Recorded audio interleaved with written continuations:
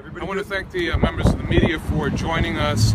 As you know, at around 1 o'clock today, the Buffalo Police Department, City of Buffalo, closed down the lodge temporarily based on the incident that occurred early this past Monday. As the police commissioner and I have demonstrated in the past, we will not tolerate this kind of behavior, and we will take this kind of action when businesses have incidents that affect public health and safety. Can you talk about the procedure, like what you guys had to go through, or what letter you sent them, and if it was a general thing or specific to letting a known gang member in that bar? Well, it was Chapter 313 of the City Code that requires establishments to maintain peace and public order, and that is the chapter of the City Code that we utilize to temporarily close the lodge. Mayor, have there been a lot of complaints about the lodge because after one incident to shut it down? Is that a little drastic? There have not been a lot of complaints, but we are concerned about their operation on that evening. Chief Gramalia will talk a little bit more about that, but we believe that their operation on the evening warranted a temporary closure. What kind of operations does that mean specifically?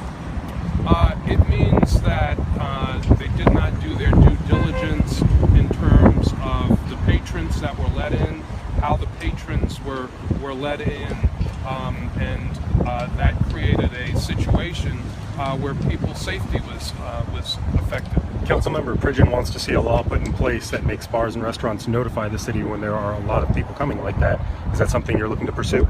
We would certainly be very open to a procedure where when bars and restaurants are having large events with large numbers of patrons, that the city would be notified, that the police department would be notified, so that we would be able to appropriately address those kind of incidents. But let me, if I may, have Chief Gramalia come in and just talk a little bit about the operation of the establishment on Monday night. What we were informed of is that there was a promoter party where an outside promoter will take over an establishment for a certain set fee, and then they will promote that to whoever to maximize the amount of personnel coming in, people coming into the place. They set a cover charge to come into the door. Not a lot of monitoring. In this case, we had known gang members that did come into the establishment, and it broke out into the violence that was seen. The violence was on the outside. Is it unfair that this place is taking the brunt of that? Because they had security on the inside, they had security also on the outside. No, we don't see it as unfair at all. This establishment had a third-party promoter party. They rented the establishment out to promoters who held this party, who brought these individuals there, and what spilled out into the public was from the people that were inside the establishment. So we don't see it as unfair at all.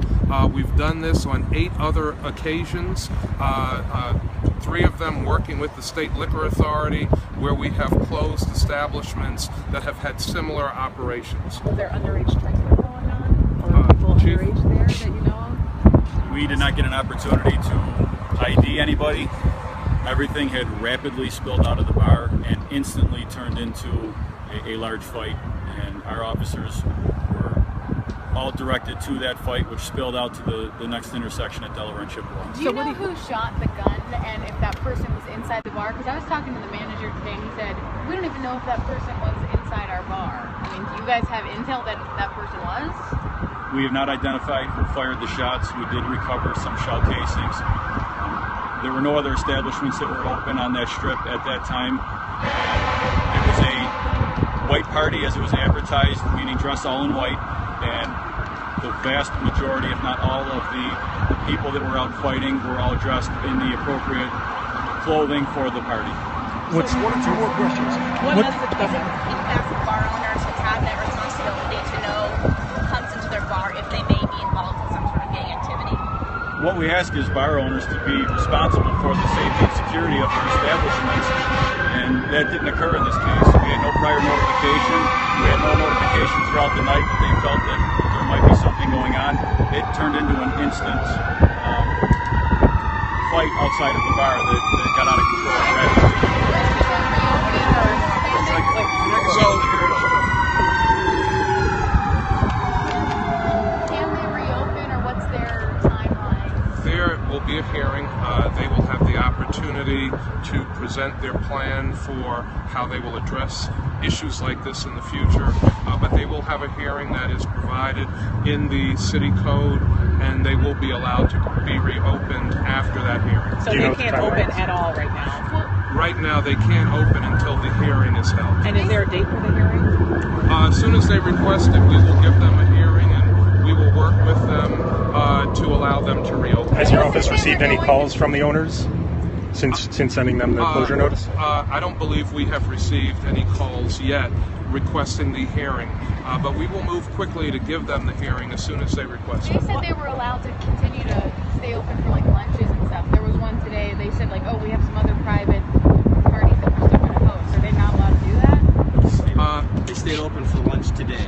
They are closed after that. They were officially shut down, I think, about 1 o'clock. We all good? Thanks, everybody. No, I just have one other question. This is one of the nicer places on Chippewa with the NHL draft coming, and this is a place that a lot of those individuals will be looking to.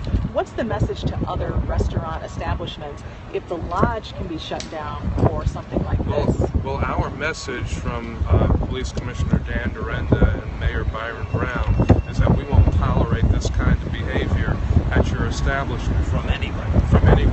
So we don't care how nice the establishment is. We expect the proprietor of the establishment to maintain order in their business. If they don't do that, and they are a bar or restaurant, they will be shut down. We've done it in the past. We've demonstrated that we will do it, and it should send a very clear message to these establishments to monitor their premises, to monitor their patrons, and to make sure that they don't do anything or allow any behavior that's going to affect the health and safety of the public. It just absolutely will not be tolerated. And the fight was outside, nothing was inside. It was all of their patrons that were inside that were fighting on the outside, and they are held responsible for that. Thank you.